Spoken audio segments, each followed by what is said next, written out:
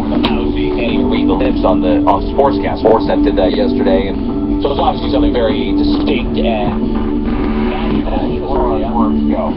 So he's sick last night, got suspended, and the Mavericks say if for conduct detrimental to the team, we're rolling to Atlanta tonight. They flew overnight. That's what it was, and again to Atlanta, and they said, and they looked, yeah. They might have lost that anyway. That might have been one of those scheduled games as well. Back to back, you're traveling, you get in the morning, tough team playing, but it's tough to win. I don't know where it goes now for Rondo, but we kicked this around.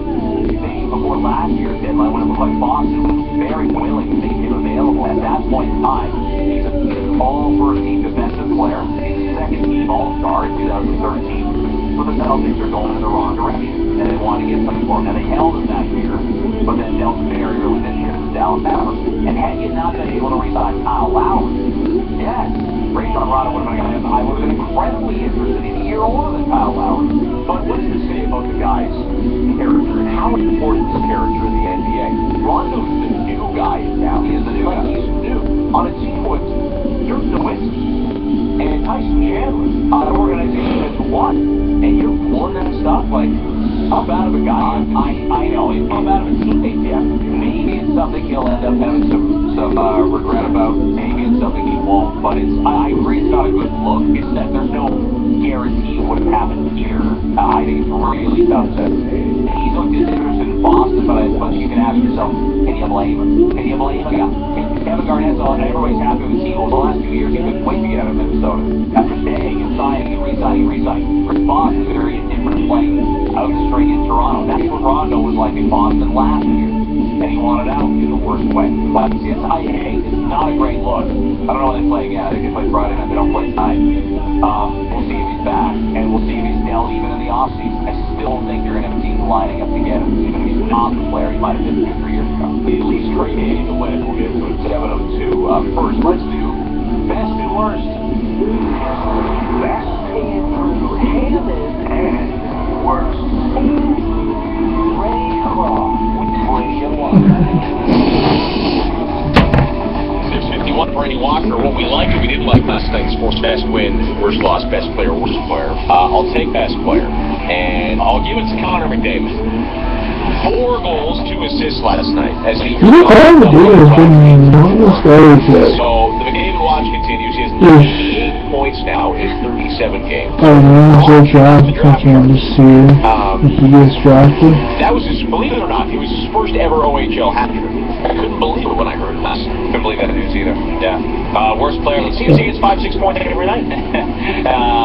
Mike Dunleavy will give a worst player too. He didn't score. He didn't score. He didn't score. In 19 minutes and 44 seconds for the Bulls last night, who went on without Derrick Rose, lost 98-86 at home to Charlotte. I say again, if the Raptors lost 98-86 at home to Charlotte, then the Charlotte loss was a little closer. Panic in the streets, do this, do that. What's wrong with Wayne Casey? But the Bulls let it happen despite 25 Chicago Gasol. Not a good look. Chicago off today. They have a very, very big homestand coming up. 6 games in a row. They'll play Andrew Wiggins and the T-Wolves tomorrow night at home. And I'll give a worst loss to the Washington Wizards. They get crushed in Minnesota, 97-77, by one of the worst teams in the NBA, the T-Wolves, 19 points for Andrew Wiggins. Washington's in free-fall mode all of a sudden. They've lost 5 in a row, and the Milwaukee Bucks are a half game back of them in the standings. That would be incredible. Then you roll your eyes, because if you're, say, the Toronto Raptors, maybe you get that 3 seed, and the 6 seed ends up being Washington, which would be incredible. Best player, best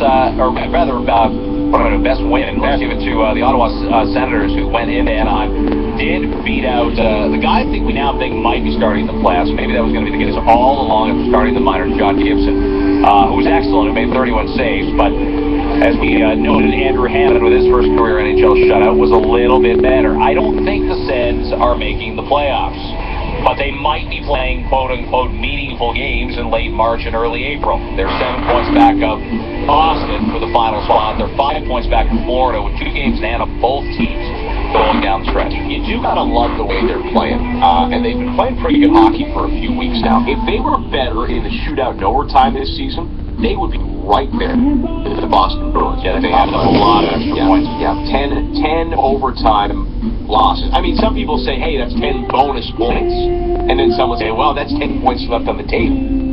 Right, it kind of goes either way. Yeah, it didn't work for New Jersey last year, did it? To lose as many times as they did in the shootout, in overtime, and especially the shootout. It cost them a playoff spot at the end. They had 18 bonus points. No one else in the conference even had 15. 6:54, Brady and Walker. We have Toronto and Buffalo Sabres tickets to give away to you coming up March the 7th.